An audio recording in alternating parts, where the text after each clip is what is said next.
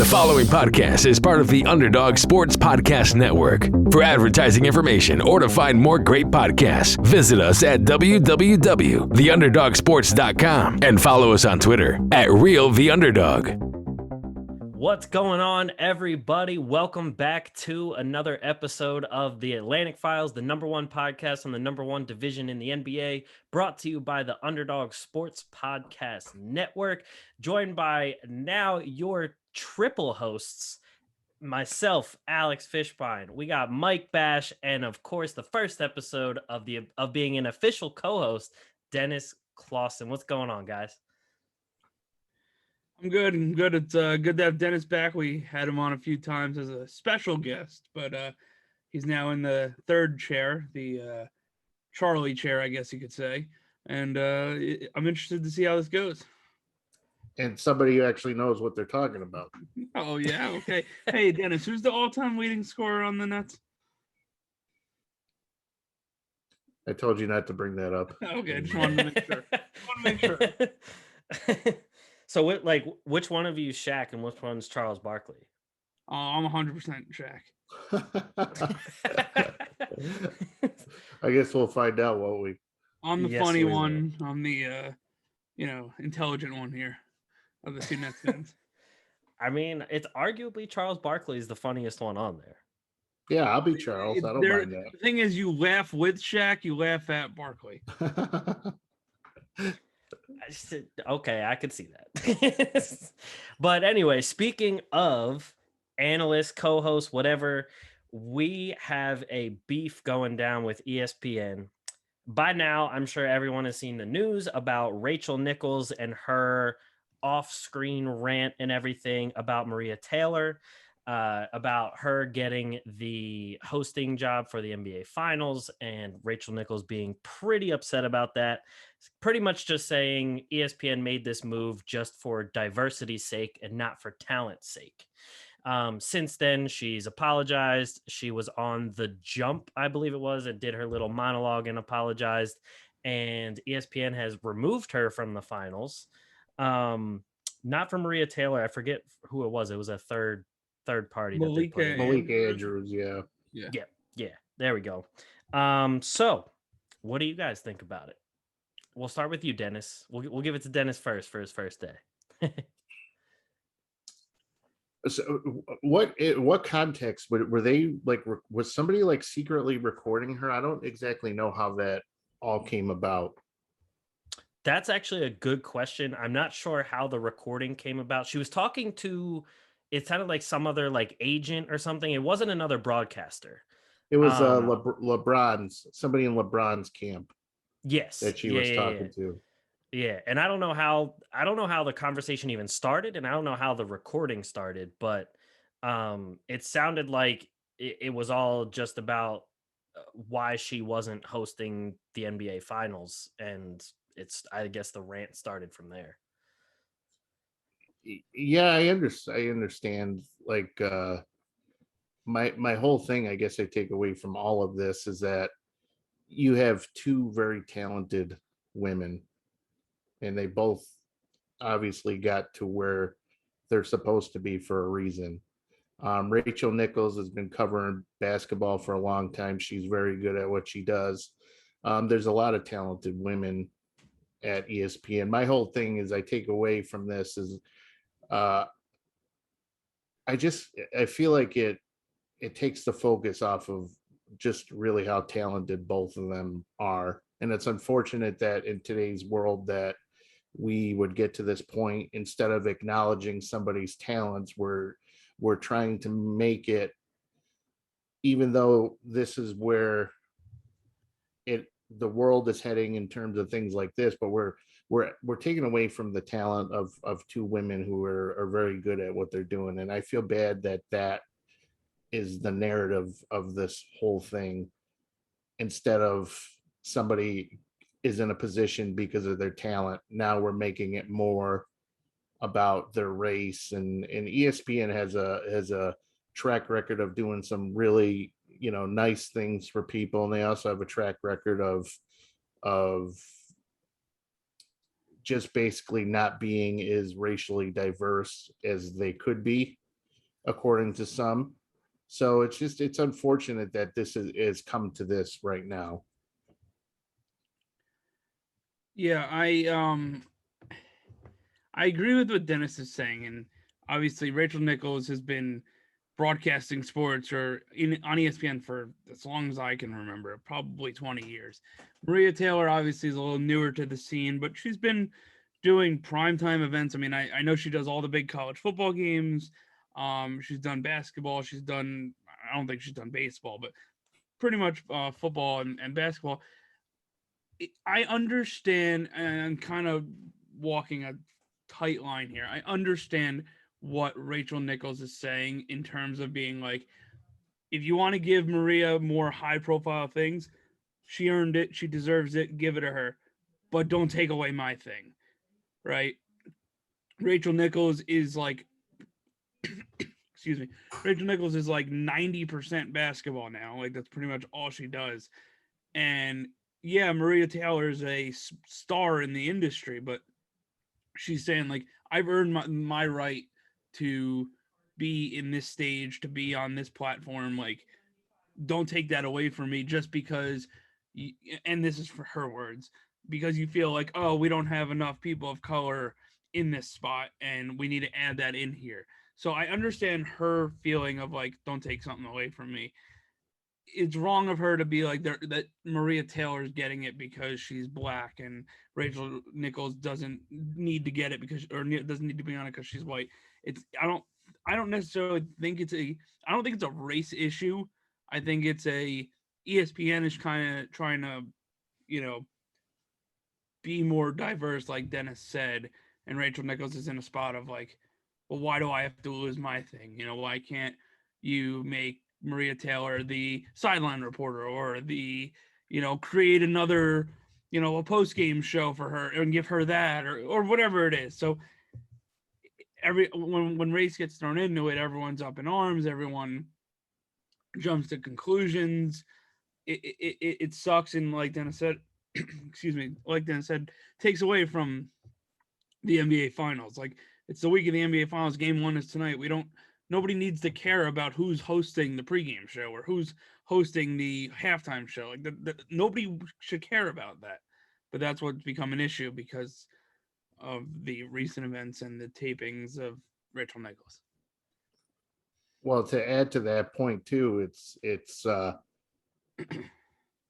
I don't know if Rachel Nichols really meant it to come across as how it's being perceived by some, and I don't know if the move that ESPN made was for that reason. So I think there's a lot of crossing the streams here in terms of how things are being perceived versus how they're being presented. I don't think Rachel Nichols is a racist by any means. And she's, Perk and RJ came to her defense. So it may have more to do with, contract negotiations and things like that, because she's been kind of at the forefront recently, Maria Taylor, in terms of, contract negotiations. And I could see this as, being a move to kind of appease her a little bit at Rachel Nichols' expense. Does Rachel Nichols have a gripe here? Yeah, she could in some way, but I don't know if it is the reason why she's trying it to come across as. Right. Yeah, I think that once she threw in the whole thing about like ESPN wanting to be diverse and everything, that's when it all kind of got taken the wrong way.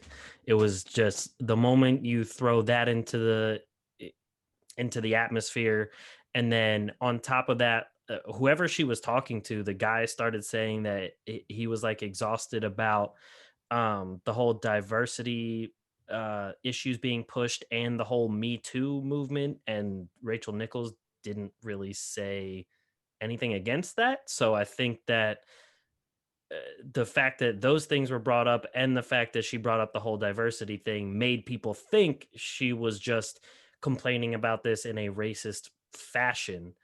But to me, it did sound like it was more of a self-preservation thing rather than Maria Taylor being black or anything like that. Like you guys were saying, it was more so, I mean, women in sports in general, it's really tough for them to get into the industry and crack, especially where Rachel Nichols and Maria Taylor and all of them are. I mean, so much so with the fact that when we talk about women broadcasters, usually the number one and only person brought up is Doris Burke. So I think that speaks alone into how difficult it is for them in general. And it does suck that that's the kind of thing that we're talking about now instead of Bucks versus Suns, or the great job that all the broadcast teams are doing, because now when you see the broadcast, you're going to think about Rachel Nichols, Maria Taylor, the whole issue. So it does suck that that's kind of like the thing that is like overshadowed now, everything.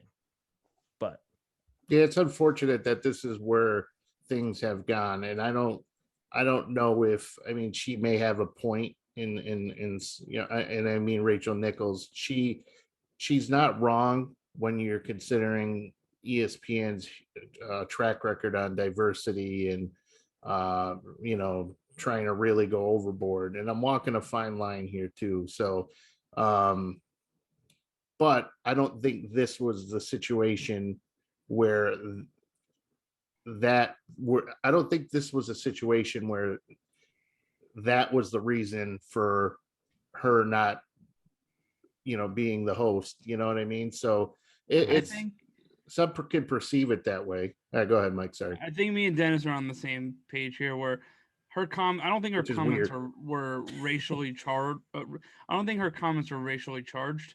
Like, I don't think her comments were like, I'm white, I should get it. She's only getting it because she's black. I think, right. or making it a white or black thing. I think she was trying to say, like, the only reason, not the only reason, but a driving force for them to replace her with Maria Taylor is the color of the skin, and not that Rachel Nichols is doing a bad job and Maria Taylor is this, you know, unbelievable talent. I'm not saying Maria Taylor isn't, but it's not like, you know, in baseball, like, oh, it's you know, Rachel Nichols isn't a struggling shortstop and Maria Taylor's the 20-year-old prospect killing it in the minors. It's like saying, like, oh, well, we need to replace Derek Jeter with Alex Rodriguez. Like, you know, you get the analogy. Yeah, there's no reason to replace something that's already good. That's what I think Rachel Nichols is kind of trying to get at. And so, yeah.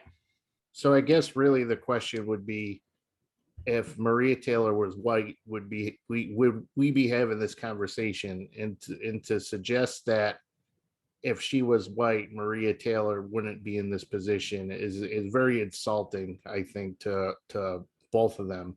You know what I mean? Because I would think that they're both good enough to be where they're at based on, I mean, they work for ESPN. I mean, say what you want about ESPN, but you don't really get on ESPN unless you know what you're doing. And I know some might say that there's people on ESPN who don't know what they're doing, but to suggest that a person she's in her position because of her skin color is kind of insulting to her, because she's actually really good at what she does.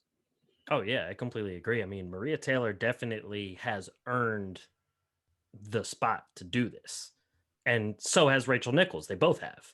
And to me, it's just kind of like, why not just have both of them on? I mean, have those two with two NBA players like they have all the time. Like, it wouldn't work though, because like, look at every show, right? There's one, like, Rachel Nichols is the driver of the show, or Maria Taylor, if she's in this spot, is the driver of the show, right?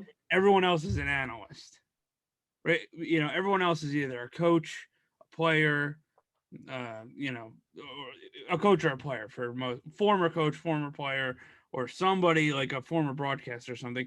It's not just another like media talent, right? True. Rachel Nichols is a media talent. Maria Taylor is a media talent. They're not former NBA players or former NBA coaches. So you can't have two of them on there, because, well, is Maria Taylor going to go to Rachel Nichols and ask her to break down the Bucks pick and roll defense? Like, that's not going to happen. So I mean, yeah, I just think there's You know, definitely. I'm not saying she doesn't know what she's talking about. That's not what I'm trying to get at. I'm just trying to. Yeah, no, You're I gonna go understand. to Richard Jefferson or Reggie Miller or Charles Barkley and ask their input because they play. Just have them both do it. Who cares? I mean, they're both How about good. put They Rachel both- Nichols on ESPN Deportes and put Maria Taylor on ESPN 8 The Ocho, and then we solved it. I Yeah, mean, it but was- in the end, like we were saying, it shouldn't matter about the broadcast. Like to me, the only broadcast that I like that's not the actual game itself that is worth watching is Inside the NBA on TNT. That to me, that's the only one that's worth watching because I think they're hilarious. Why don't we just But- make Ernie Johnson the universal broadcaster or host of every show? Just work the man I'd be- until he retires. I'm okay with that. He's amazing, so I'd be down with that.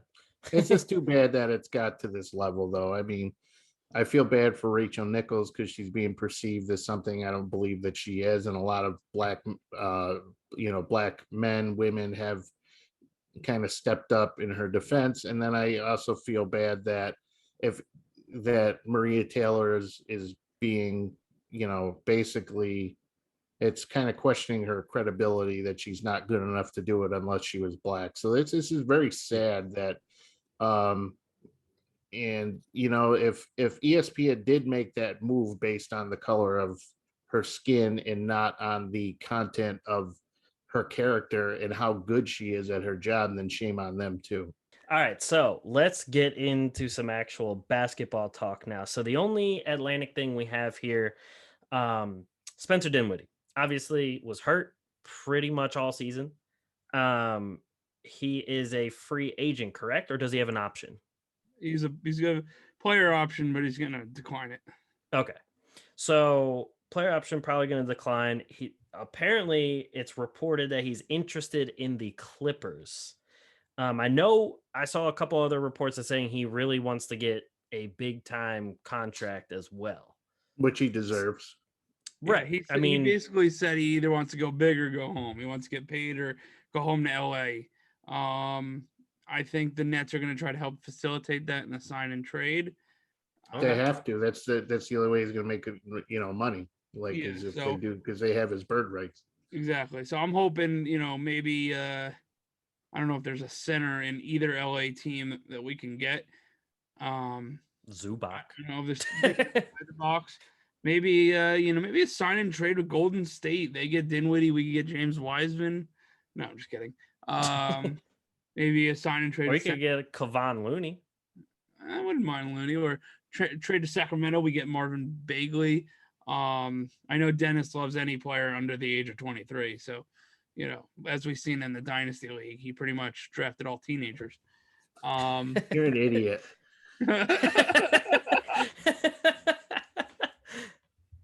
What are you talking about? You're an idiot. So anyways, here's what should happen. Were you done, by the way? Well, I'm done now. I got called an idiot, so I got no response. Nobody really cares what you have to say, anyways. But here's what needs to happen. They need to sit Spencer Dinwiddie down. They say, hey, listen, we're getting rid of this bum Kyrie. We're shipping him off somewhere, and you're going to be the starting point guard moving ahead. That's exactly what should happen. Yo, Alex, I have a question for you. Hold on. I'm listening. Hold on. Because if Spencer Dinwiddie was playing or he was hurt, if he was playing in the Eastern Conference Finals over that bum that they have running the point in Brooklyn, the Nets would be in the Eastern Conference Finals right now. And I guarantee you one thing too, if he was, hurt his foot like Kyrie Irving, claims he did, Dinwiddie would have been out there playing. So can I ask you a question, Alex? Okay. You have like the Tony Reale, like, the down point down, can we When it deduct mutes points people? from Dennis? Can we mute him? I mean, Dennis, you're a Nets fan, right? He's got the Nets shirt on. Kyrie Irving just put up 27 points a game shooting 50, 40, 90. Don't And you want to care. call this guy a bum He's a bum. because Giannis undercut him and made him See, I heard you say that too. That's another stupid thing. You think Giannis just deliberately went out? Giannis is not that kind of player. He Yes, didn't he do is. that on purpose. The dude takes a minute and a half to shoot a free throw. Well, they're counting fast. I will give them. But what I'm saying though is that Kyrie's not a bum and he ain't going anywhere. well, he should. But what I'm saying is that Kevin Durant was fully healthy. James Harden didn't have a hamstring, and the guy was still out there playing. You're telling me that you can't Kyrie was signed for this purpose. You're telling me that he can't tape up his ankle and suck it up and try to give 15 minutes, 20 minutes, something. Just do something. And he doesn't even have to do anything. Just his presence on the floor alone would cause defenses to pay attention to him. And it would have took some pressure off of Kevin Durant. You're not telling me that he shouldn't have. I mean, that's crazy. To be fair, though, I mean, he didn't play, and Ben Simmons only scored like 7 more points than him in Game 7. And I know exactly what you're doing here.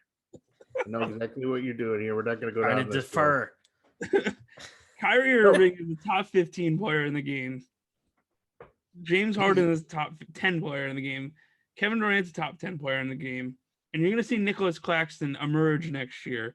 And the Brooklyn Nets will be the 2022 NBA champions. We got hit with an injury bug. It's okay. We regroup. We rebuild. Dinwiddie will go to LA or whatever city that pays him. We'll get something out of it. We have a draft pick in somewhere in the 20s. We'll draft some, kid from Latvia who's 6'11" and stash him. And we'll be fine. Maybe we'll get a Zanon Musa back or something. I don't know.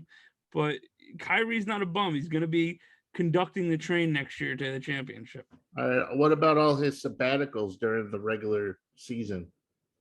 He had one sabbatical. Personal. You don't do that. You have the whole off season to go on a sabbatical. Okay. It was his sister's birthday. Who cares? Let it go. Well, I just don't think that's appropriate. Dennis Rodman took a sabbatical and won an NBA championship. Well, I mean, that's a totally different. But I'm just saying, Is Dennis Rodman a bum? You're a bum. But what I'm saying is that I don't think Kyrie's into it, and I think we're gonna see all these trade rumors. And I told you about this before. I know people are talking. You can bet any amount of money that KD and James Harden, they're both talking about it. If he's going to be the best fit for this team moving ahead, his name would not have popped up in trade rumors, trade conversations if somebody didn't hear something about something involving Kyrie Irving. And if you're telling me that he didn't have a big part of the Nets' demise, you mean you're crazy. I will say this. I do agree with Dennis in the fact that if Spencer Dinwiddie was playing, even if he was playing at like 50%, you guys would have beat the Bucks. Agreed. Absolutely. Agreed. I mean, it doesn't take an expert to know that. We had Mike James and I don't know who else we had playing point guard, but no, I agree with that. If we had one less injury, we're sweeping the Suns in the NBA Finals. Well, I mean, Mike James had some great games during the postseason. Mike James. Okay, if I don't have to see another Mike James or Bruce Brown floating runner ever again, I will be the happiest man in the world. First off, Bruce Brown was a great role player for you guys. In like idiot. 1/4 of game. Bruce Brown was fantastic. Not in the last 5 games. He sucked. Or he had a good Game 7, but games 3 through 6, he was awful. But at the same time, you're not expecting that guy to be amazing every single game. He's a role player. All right. Well, if Joe Harris hits one of his 2 wide open late game shots were in the NBA Finals, but it is what it is. Wasn't meant to be. That's your boy. I mean, yeah, I was about to say Yeah, that's your Joe- boy right Joe there. So Harris, you know, he turned into rookie LeBron who couldn't hit a jump shot. And I love Joe Harris, but the inconsistencies with Joe Harris and his production. I mean, you can get 27 out of him, and the next day he's going 3 for 11 from three. I mean, you can't. You gotta get. You gotta. That's when we need guys to step up, and he just choked. Joe Harris was probably one of the biggest reasons why the Nets are, if not the biggest reason why the Nets aren't in the Eastern Conference final. Well, weren't in the Eastern Conference Finals. That's true. I mean, I will say this though. Didn't he finish the season like above 45% from three? Joe Harris is like leading the league in 3-point shooting the last 3 years combined. He I had a don't 7-game care. stretch where he shot bad. I do not care. What did he do? Kim Jong Clausen over here wants to send him to the, Alcatraz. I don't care what anybody does. The regular season does not mean a thing. All you got to do is make the postseason. You got to make the postseason. That's it. And that's why he was paid what he was paid. That's why I he agree was. with you. It sucks. It is what it is. Well, let's move on from the Nets. All right, my closing statement is the one guy that I thought was going to be better, who ended up not really being much, was Schmidt.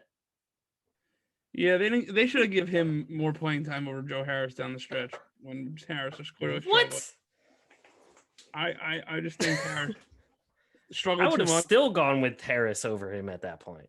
Aren't you glad you had me on the show now that somebody actually knows what the hell they're talking about? And another thing too, if they don't ship DeAndre Jordan out of there, I mean, they pay the guy $10 million a year. He's an overpaid Udonis Haslem.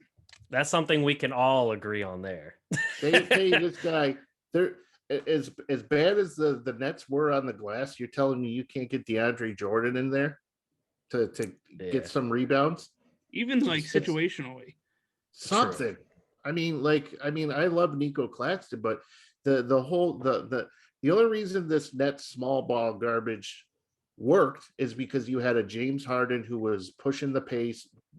He can, he moves, he's fast, they push the pace, and that works. Well, James Harden's has one hamstring that's working, and you're trying to do that same old small ball crap. And as much as I love Jeff Green and I thought he did a great job, I think Blake Griffin did a good job, but that's not going to work anymore. So by not at least getting DeAndre Jordan some minutes, especially during times when they're shooting like garbage, to get some offensive boards. I mean, come on. Yeah, I 100% agree. So let's move away from the Nets now.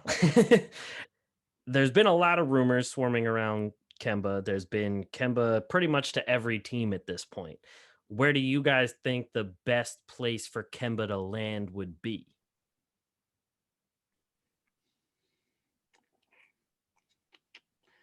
New York. For the Knicks? Yeah. For who?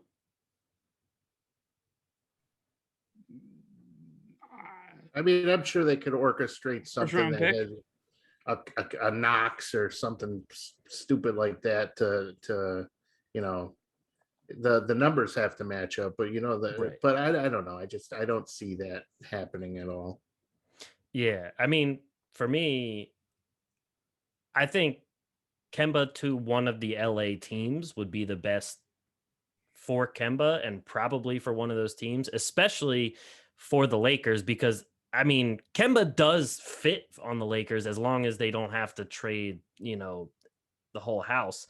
I mean, trading Kuzma is one thing, because Kuzma, he's kind of like you guys were talking about with like Joe Harris and everything. He shows up in the regular season, and then when it comes playoff time, the guy he's not even in the same category.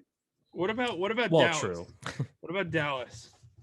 Would that work with Luka? That might work, just because you're not any team that has to depend on Kemba to distribute is not going to work. So if you have Luka still as the main distributor, that could work. I think any team right now, and I love Kemba Walker. I think he's totally underrated point guard. But unfortunately, the consistent knee issues aren't going to do anything for anybody. And True. you're taking a significant chance by having him on your roster, not because he's not a good player, but he just can't stay healthy. So if you're a GM in any of the LA teams, especially if you're the Clippers, when you can bring Reggie Jackson back on a discount, you know, as much as I love, Kemba Walker, I just think his days are behind him. Like, he just can't stay healthy, which is unfortunate because he never really got the respect that he deserved as a player. Yeah. No, Yeah. I agree.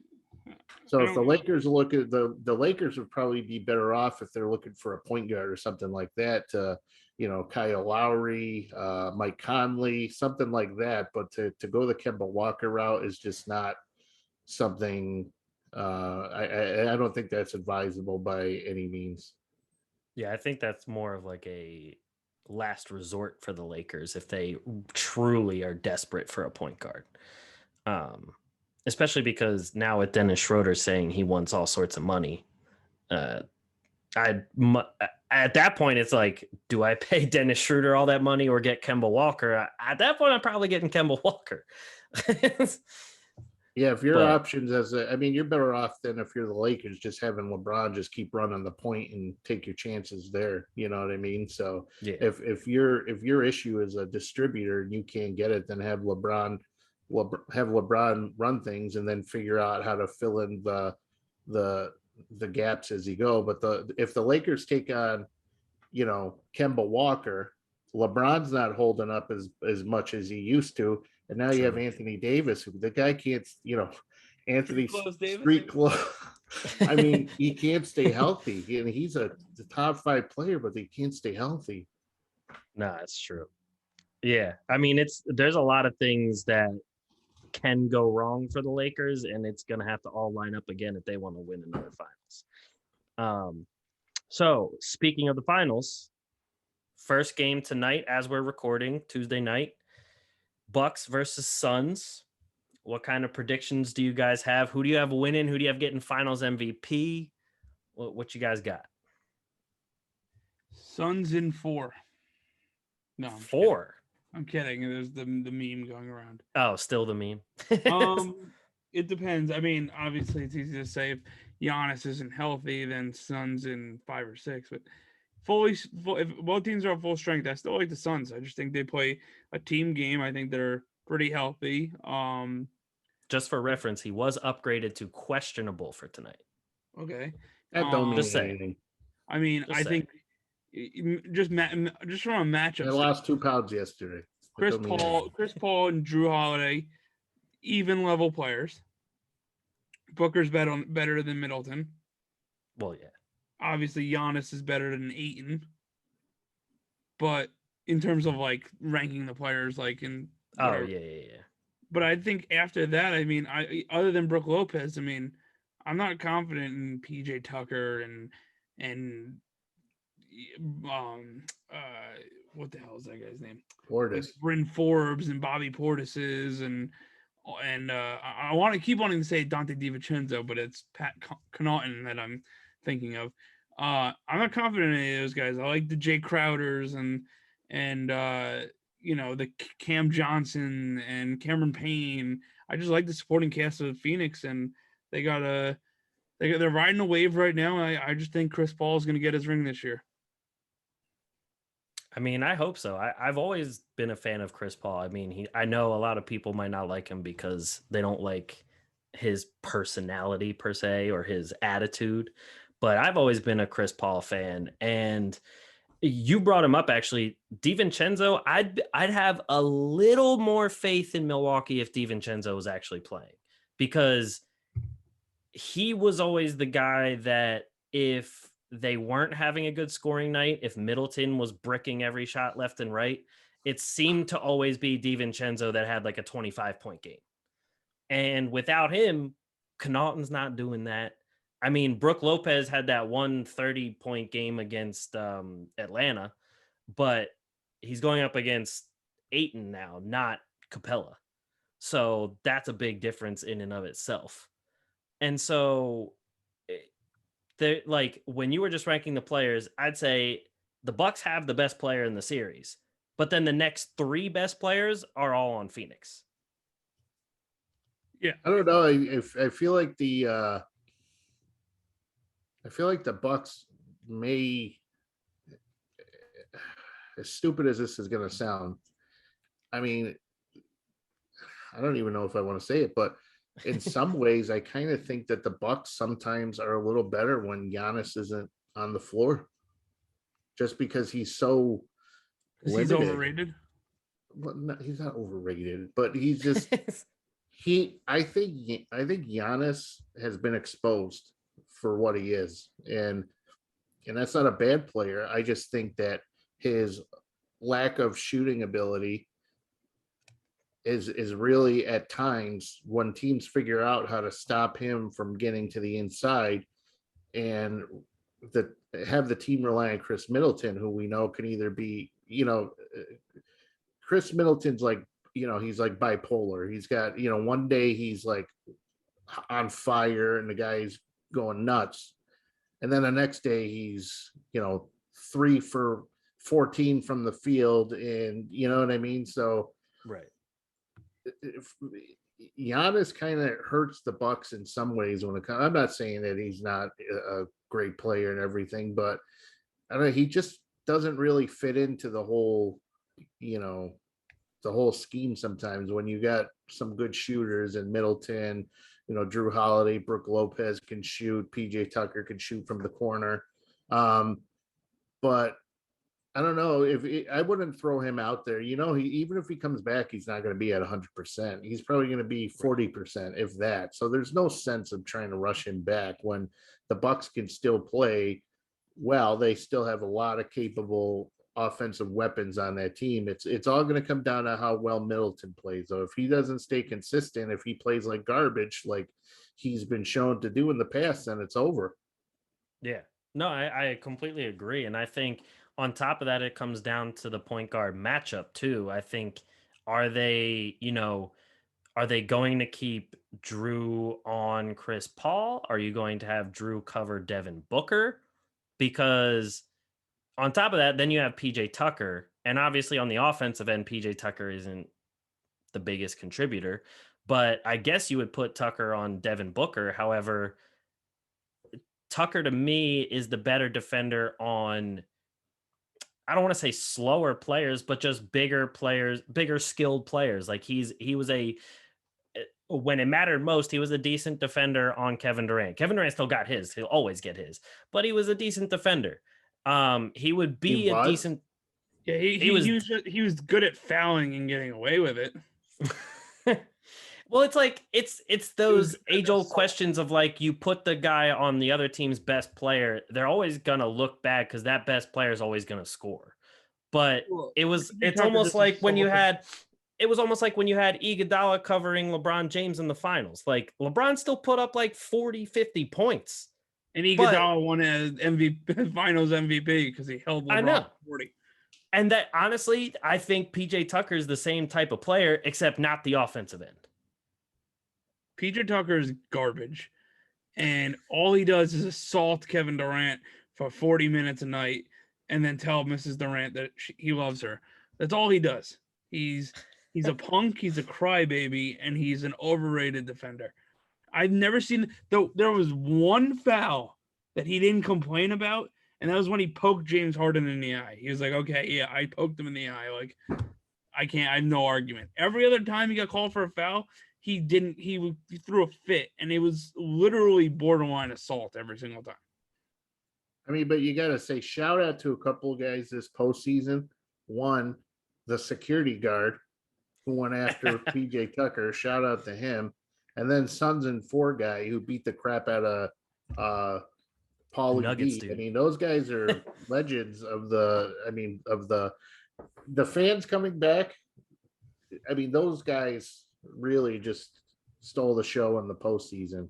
I mean, the security guard goes after Tucker. Suns and 4 guy just absolutely demolishes the other guy. It's awesome. That was great. Yeah. No. the Suns and 4, especially when that guy was trying to get a sucker punch and still missed, and then also got beat up. I heard Yeah, a rumor Dennis is actually banned from Barclays Center for the same thing. I heard he somebody told him that Buck Williams was the all-time leading net scorer, and he tried to sucker punch him. that pissed me off. So, you got to do what you got to do. So somebody told him that Kyrie Irving was the best point guard in the league, and he wanted to, I mean, he could be. Kyrie could be the best point guard in the league. And let's be honest, Giannis is overrated. All he is Ben Simmons with aggressiveness. Like if you're playing 2K and with like Madden ratings, they have the same ratings, but you give Giannis like 91 aggressiveness, and you give Ben Simmons like 14 aggressiveness, and that's the difference. I wish that was the case. But anyway, I wish we could bring maybe the Suns and 4 guy could come on sometime. So maybe if we could find the Suns and 4 guy, that'd be amazing. We'll definitely have to reach out. But just for prediction's sake, I'm saying Suns and 6, and I think Finals MVP is actually going to be Chris Paul. I got Suns and 6 as well, but I'm going Booker. I think the Suns I think they could finish it up in 5. Okay. Especially if they take both home games, I think it's over. Because they're gonna. Who's my MVP? I mean, I think it's gonna be Chris Paul, but I could see like Jay Crowder just being the sweethearted. Yeah, I could see stupid crap like that happen. Like all of a sudden, Jay Crowder's like the sweetheart of the NBA Finals. And Jay Crowder is a guy that the Nets should have had. You know what I mean? He's reminds me like a Damari Carroll. We already tried that with Damari Carroll and Torian Prince. We don't need another. Yeah, you stole the word out of my mouth. We don't need another long hair braided 3-and-D guy who doesn't show up for us. Hey, but the difference is Jay Crowder's shown up multiple times for multiple teams. Oh yeah, Jay Crowder's like one of those guys who just doesn't get the credit he deserves. All I'm saying is like Jay Crowder. Frank Kaminsky's gonna get a ring. That's all I'm saying. Oh my God. You and your love for Frank Kaminsky. Just saying, he took down Cat and the Wildcats in 2015. He's gonna take down Giannis and the Bucks in 2021. Watch him hit a game winner. Watch him have his own Robert Horry moment. Big shot, Frank. I'm honestly surprised. He's one of the number 1 guys I would have expected to sign as a Barstool athlete. Oh, I don't even want to get started on these NIL things. These are the stupidest things I've ever seen in my life. Like, all right, some of these guys, like, like if Justin Fields is in college or Johnny Manziel or something, like some of these guys, yeah, they could sign like a big deal with one of these companies, and it makes sense. But like, I'm a Rutgers fan, and this like Rutgers podcast is paying the running back who's going to be like a 7th round draft pick at best to come on their podcast. I'm like, nobody's going to know who this dude is in like 4 months. I feel like Alex was trying to segue into something. I mean, I was going to say, I was smart enough to pick that up. the last thing I wanted to touch on for this week was, now that college athletes are able to use their likeness and their image and their profile to profit, how do you guys feel about it? I guess we know how Mike feels. Yeah, it's like if we paid Dennis Clausen to come on this podcast, like nobody knows who he is. But I'm not getting paid. No, you're not getting. Outside of us, nobody. It comes knows from his wallet, so like what it's like when these like the Rutgers thing I was saying, like what value does that running back do for that Rutgers podcast? What are you going to get? 12 more viewers? Like it's not the value for them, it's the value for the athletes. Well, he's going to make money, but it's because these two guys that are like, wake up and like, pray to Rutgers athletics want to pay him. But I mean, with all the stupid crap that's gone on in the NCAA over the years in terms of all these scandals that have been covered up when it comes to sexual abuse, and the NCAA is one of the most corrupt organizations on the planet. So if anybody can profit off of their likeness, because the NCAA is making billions upon billions of dollars. If you play for Alabama in a stadium that is over 100,000 people and all that, you're not telling me a scholarship is good enough for these kids. You know what I mean? And then I would have loved to graduate college debt free. What's that? I would have loved to graduate college debt free. Well, everybody's about to anyways here, but that's a different but anyways, what I'm saying is all the stupid crap that all this NCAA does not care about the student athletes. They don't care. The only reason they care about them is from a monetary perspective. Other than that, they could care less. And you know how we know this is because if they did care about their athletes, and all of these, Michigan State, Penn State, when all these sexual abuse scandals were going on, these wouldn't have been covered up. So they don't care. So if these kids can make a little something, and let's stop crucifying people for trying to make a little money, especially kids who come from neighborhoods and upbringings to where they're they barely had a pair of shoes growing up, and now you're telling them that a free education is supposed to take care of their family. Yeah. No, I agree. And I think most of the dumb stuff comes from the companies who are going to pay some of the people. Like you said, that podcast are the ones that are being dumb. Like that running back, hell yeah, go get your money. Do what you got to do. But there's some companies that I'm just like I brought up the Barstool thing. They didn't even know what they're going to do for their athletes. They were just like, you know what? We'll figure it out. We're going to make this Barstool athlete thing. Come sign with us. But then they're showing like, oh, this person's a Barstool athlete. This person's a Barstool athlete. And I'm looking at it like, okay, cool. Like I like that for the athlete, but from a business point of view, I'm like, what is Joe Schmo, the lacrosse player from a college I've never even heard of, going to do for your company? Like, so I think the idiot part is on the business side.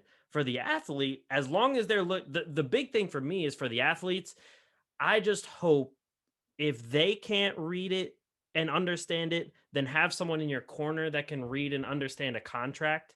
Because the thing for me is I think we're going to see a lot of things where athletes get into a contract that milks them and they don't know it.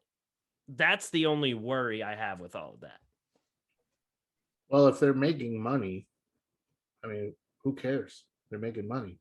And and honestly, you think a lacrosse player from Southern Uniondale Community College, a Division II, is worried about getting milk for money or something? You know what I mean? They just don't. Who cares if they're making money? No, I agree with that point. I'm just saying in those situations where later on, once they get out of college, they could either do something with their own brand, or do something where they make even more money, but they're locked into this contract for like 10 years where they're just doing, things for stupid companies. Yeah, that's just the only thing I worry about. I completely understand what you're saying. There's going to be a feeling out process, I think, with all this. It's so new. There's going to be, there's probably going to be there might be legislature available, being made later on and things like that. But I completely get what you're saying. Right. Yeah. But overall, I think it's good. Agreed. No, I think it's great. I love the fact that they're getting paid. What'd you say? I said the NCAA sucks, and they've been taking advantage of the kids for years. Agreed. I think it was way past due, and as long as they can get it, go get your money. Because I mean, some of these people, they only have a career in college and then they never get to the pros. So why not make money now? So, and all this stupid crap too that they do about we're vacating titles, we're vacating wins, and all the stupid records. Put them back on. Like, enough. Agreed. I saw all those arguments with the Reggie Bush thing, and I mean, it's all dumb. But he doesn't. I mean, whatever. I mean, they try to present themselves like an upstanding organization, you know, and they're not. Yep, completely agree. But as long as you guys have no other closing statements, I think that's it for us. We're good. Cool. So thank you guys for listening to another episode. Make sure in the comments on YouTube or even on the ratings, make sure you welcome Dennis to the podcast, his first time as official co-host. Thank you guys for listening to another episode of the Atlantic Files, the #1 podcast on the #1 division in the NBA. And make sure you check out all the other podcasts in the Underdog Sports Podcast Network. There's some great things on there from all sports. They even have true crime now and other non-sports related podcasts. So make sure you check those out as well. Thank you guys for listening, and we'll catch you guys next week. Peace.